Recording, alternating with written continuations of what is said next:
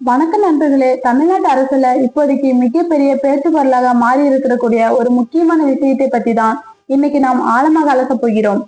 தமிழக அரசியல் களத்துல ஒரு மாபெரும் புரட்சியை ஏற்படுத்தி 2026 சட்டமன்ற தேர்தல 108 இடங்களை கைப்பற்றி முதலமைச்சராக அரியணையில் அமர்ந்திருக்கிறார் தமிழக வெற்றி கழகத்தின் தலைவர் தளபதி விஜய்.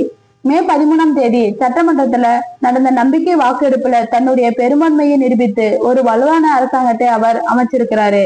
ஆனா தேர்தல் முடிஞ்சிருச்சு, ஆட்சி அமைச்சாச்சு, இனிமேல் அரசியல் களத்துல பெரிய பரபரப்பு எதுவும் இருக்காதுன்னு நினைச்சவங்களுக்கும் அடுத்தடுத்த 2 மிகப்பெரிய சஸ்பென்ஸ்களை கொடுத்திருக்கிறாரு முதலமைச்சர் விஜய். முதல் சஸ்பென்ஸ் என்னவென்றால், டெல்லி செல்லும் முதல் தாவேகா எம்பி யார் என்பதுதான்.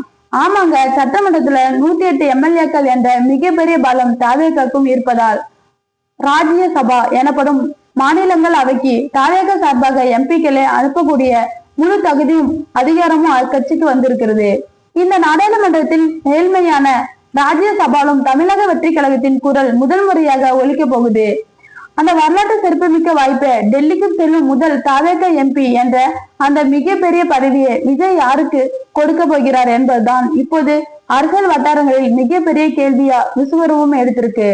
அடுத்த மிகப்பெரிய சஸ்பென்ஸ், திருச்சி கிழக்கு சட்டமன்ற தொகுதி 2026 தேர்தல முதலமைச்சர் விஜய் பெரம்பூர் மற்றும் திருச்சி கிழக்கு என 2 தொகுதியில் நின்று அமோக வெற்றி பெற்றார். ஆனா தேர்தல் விதிகளின் படி ஒருத்தர் ஒரு தொகுதியில் மட்டும்தான் எம்எல்ஏவாக நீடிக்க முடியும். அப்படிங்கிறதுனால சமீபத்தில் திருச்சி கிழக்கு தொகுதியில் எம்எல்ஏ பதவியை அவர் ராஜினாமா செய்தாரு.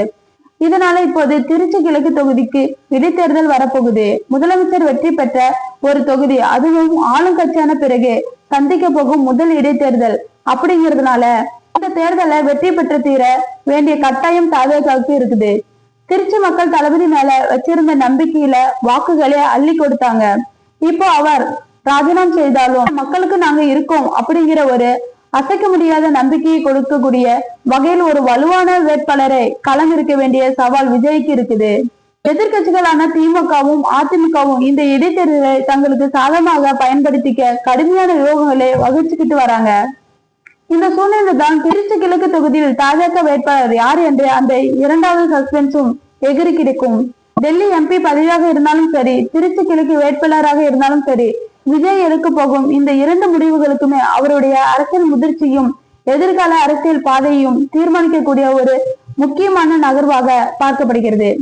அரசியல் எந்த விதமான சலசலப்பும் வராம, அதே சமயம் மக்களுக்கும் தொண்டர்களுக்கும் சரியான ஒருத்தரை தான் தளபதி தேர்ந்தெடுக்கிறாரு என்று எண்ணம் வரணும்.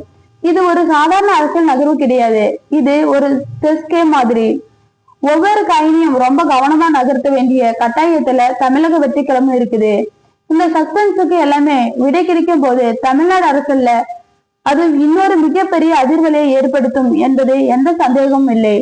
தொடர்ந்து அரசியல் களத்தில் ஆழமான செய்திகளோடு உங்களை சந்திக்கிறேன். நன்றி.